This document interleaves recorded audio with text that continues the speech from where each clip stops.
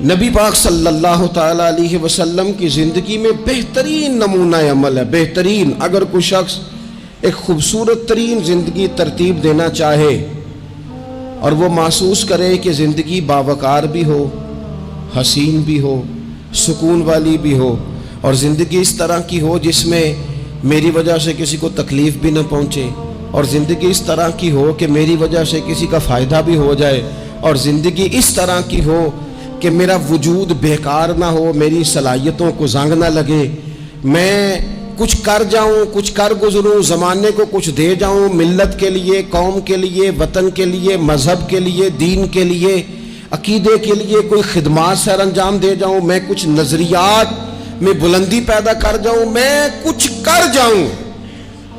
اگر کچھ چاہے کہ میں کچھ کر جاؤں تو لقد کان لکم فی رسول اللہ اسوۃ حسنہ، پھر اس کے لیے میرے نبی پاک کی زندگی ایک بہترین نمونہ ہے.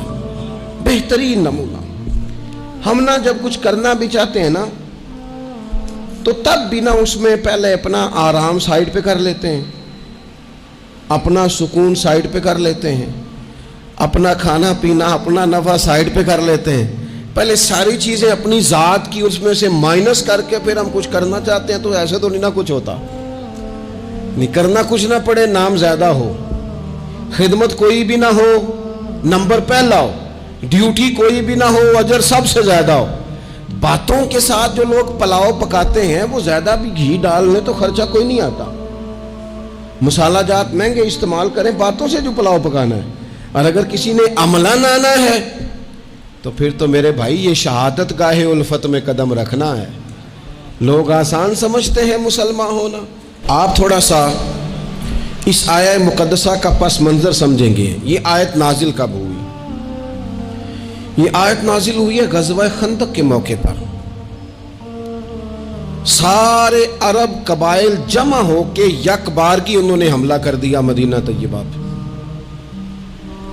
اور زمینی حقائق یہ ہیں، اندر کی صورتحال یہ ہے کہ یہودی جو بڑی دیر سے معاہدہ کیے ہوئے تھے مسلمانوں کے ساتھ، انہوں نے معاہدہ بھی توڑ دیا.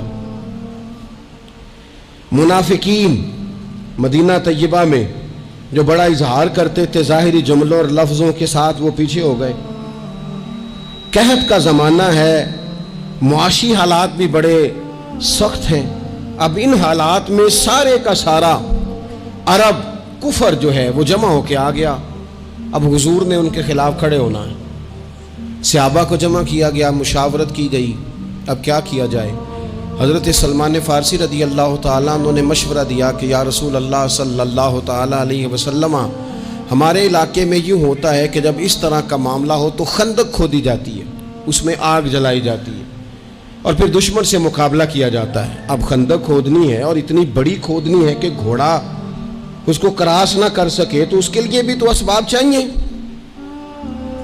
یعنی اندر بھی حالات اس طرح کے نہیں ہیں. جو مدینہ طیبہ کے اندر جو آبادیاں موجود ہیں وہ بھی سارے ظاہری طور پر ساتھ چھوڑ چکے ہیں، اور سامنے جو لوگ آئے ہیں وہ سارے جمع ہو کے یکبارگی آئے. اب مقابلہ ہے اور مالی حالات بھی کمزور ہیں. حضور نے فرمایا کھودو بھائی خندق. کیا غریبوں کے بچے صرف دکھ اٹھائیں گے؟ مسکینوں کے بچے صرف دنیا میں دکھ اٹھائیں گے؟ حضور نے لوگوں کی اس بات کو غلط کیا. جس طرح باقی لوگ خندق کھودنے میں مشغول تھے، اللہ کے رسول خود بھی مشغول ہو گئے. لوگ جیسے اندر سے مٹی اٹھا اٹھا کے خندق سے باہر لاتے تھے، نبی کریم بھی اٹھا کے باہر لاتے تھے. جتنی محنت دوسرے کر رہے تھے حضور اس سے ڈبل کر رہے تھے. بلکہ صحابہ فرماتے ہیں درمیان میں کچھ ایسی چٹانیں آئیں جو ہم سے نہیں ٹوٹتی تھی، تو حضور نے فرمایا مجھے دونا تھوڑا، مجھے دونا اوزار، میں تمہیں توڑ کے دیتا ہوں. حضور نے باقاعدہ عملاً اس میں کام کیا. اور جب ہم نے کہا نا یا رسول اللہ ہم نے تو بھوک کی وجہ سے پیٹ پہ پتھر باندھے ہیں، تو حضور نے کپڑا ہٹا کے کہا تم نے اگر ایک باندھا ہے تو میں نے 2 باندھے ہوئے ہیں. عملاً حضور نے حصہ لیا. 1 مہینہ پورا مدینہ طیبہ کا محاصرہ کیے رکھا کافروں نے، اور کڑاکے کی سردی، حالات اور طرح کے. ان سارے حالات میں یوں ڈٹ کے میرے رسول کریم نے مقابلہ کیا. یوں ڈٹ کے مقابلہ کیا کہ وہ جو آئے تھے نا مہینہ پورے کے لیے اور سارے جمع ہو کے آئے تھے، نتیجہ یہ نکلا کہ وہ ایک دوسرے کو برا بھلا کہنے لگے. تو غدار ہے، دوسرا قبیلہ کہتا تو غدار ہے، تو نے کہا تھا جیت جائیں گے، تو ہمیں لے کے آیا تھا، تو نے شرارت کی تھی. ایک مہینہ محاصرہ کرنے کے بعد وہ سارے وہاں سے خائب و خاسر ہو کر ذلیل و رسوا ہو کے نکل گئے.